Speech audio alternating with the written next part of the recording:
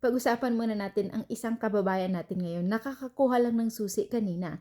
So, nagsimula sa isang mabilis na 15-minute na consultation, tapos next thing we know, may bahay na sila. So, first time home buyer sila. So, syempre andun yung uncertainty, yung hindi mo alam kung ma-approve ba o hindi, baka hindi pa kaya, mga ganun ba. So, syempre, normal lang yan. Lalo na kung first time home buyer ka. At hindi mo naman gamay talaga ang process dito sa Canada. Pero, after that quick consultation, gumawa kami ng game plan based on their situation.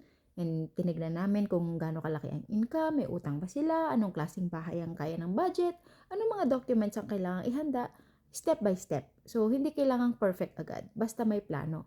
And then, a few months later, eto na, homeowner na sila. So, kung kinakabahan ka or feeling mo na hindi ka maa-approve or hindi mo alam kung kakayanin ba, baka kailangan mo lang ng tamang kausap na mag-guide sa'yo. So, if you're unsure as well, let's talk. Baka yung susunod na kukuha ng susi, ikaw na yon.